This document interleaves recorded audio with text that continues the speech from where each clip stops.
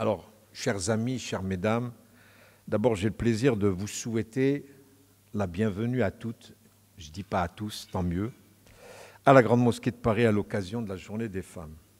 Je suis profondément honoré, je suis ému, je suis extrêmement fier de vous accueillir, d'accueillir des personnalités d'une si grande qualité et qui incarnent à vous toutes la réalité et l'espoir porté par cet événement international.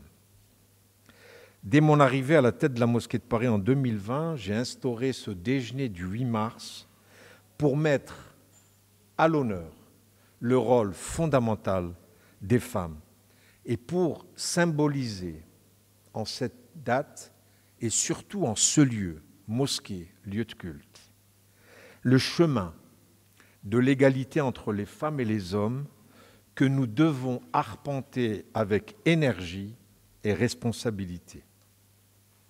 À notre époque, qui navigue entre l'interrogation et le malaise sur cet enjeu crucial qu'est le rôle de la femme, je sais votre présence motivée par l'appel du progrès en faveur de la place des femmes dans notre société et en particulier de nos concitoyennes de confession musulmane. Venons-en directement au cœur de la question et au message que je désire transmettre ici à la Mosquée de Paris devant vous. Malgré les idées fausses et délétères en vogue, je veux affirmer avec force que l'islam n'est pas misogyne. L'islam aime les femmes au contraire. Au fondement de l'islam réside une croyance selon laquelle chaque être humain, homme ou femme, se situe, et c'est important, à égale distance de son Créateur et à égale distance pour lui exprimer sa foi. Avant tout et par-dessus tout subsiste l'égalité spirituelle des femmes et des hommes. Plusieurs versets du Coran nous l'enseignent, à l'instar du verset 195 de la 3e sourate, et je cite, « Leur Seigneur les a alors exaucés, disant, en vérité, je ne laisse pas perdre le bien que quiconque parmi vous a fait, homme ou femme, car vous êtes les uns des autres. » Vous êtes les uns des autres. Quelle expression! De l'essence même de l'islam, et je le crois, des religions monothéistes dans leur ensemble, qui ont été révélées pour libérer tout le bien et la fraternité dont est capable l'humanité. Passons du texte révélé à la pratique concrète. L'islam a d'abord élevé la place de la femme. Considérée par une écrasante majorité de cultures antérieures comme res nullus. La femme avait ce statut de chose qui appartient à personne, le res nullus, comme le dit en latin, qui est une chose insignifiante, perdue dans la nature. La femme est devenue, grâce à la révélation coranique, un sujet de droit. Il lui était permis de compter dans la sphère religieuse, mais aussi dans la cité. Elle pouvait dès lors recevoir un héritage ou avoir un patrimoine à elle seule et de le faire gérer par un tiers quand elle le souhaitait.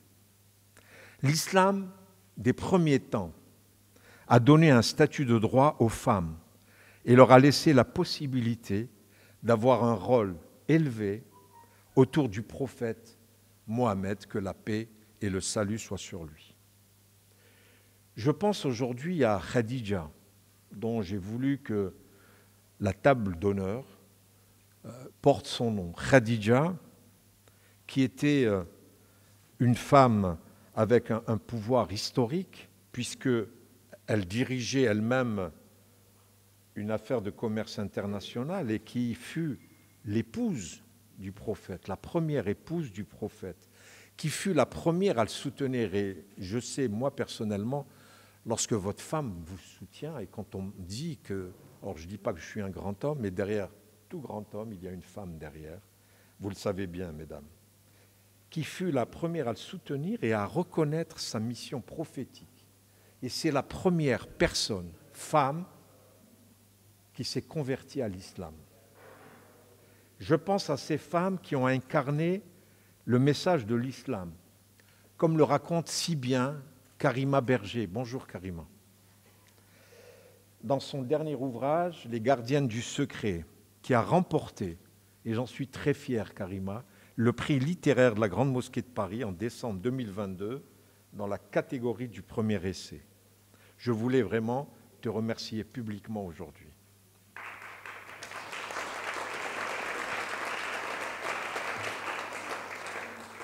Je pense pouvoir les citer, sans pouvoir les citer, à toutes ces innombrables femmes musulmanes qui ont vécu plus tard, du Moyen Âge jusqu'à notre siècle, et ont brillé dans les sciences et les arts.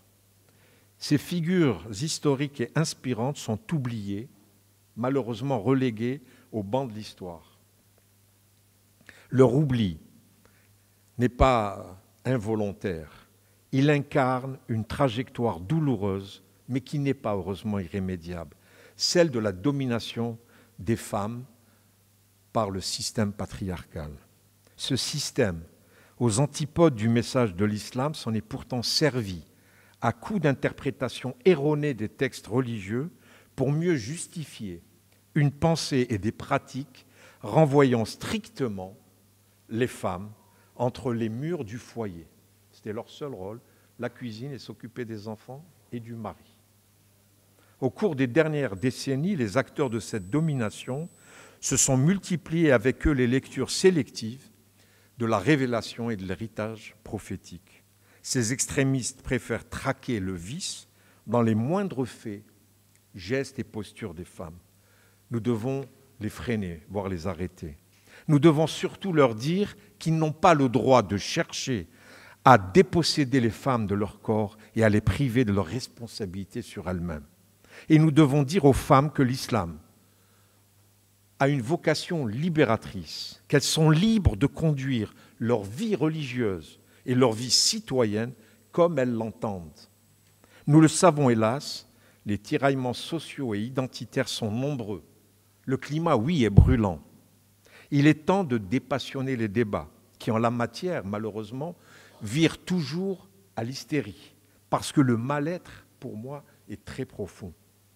En renvoyant la femme musulmane à l'image régressive véhiculée par l'islamisme, en ne s'intéressant à elle que pour rappeler que la femme est une aberration, on la pousse à aller vers ceux que l'on aimerait combattre. Il nous faut donc renouer les uns les autres avec la confiance et surtout garder le cap que je n'ai eu de cesse de montrer ces derniers mois et que je résume en cette simple expression: la femme est l'avenir de l'islam.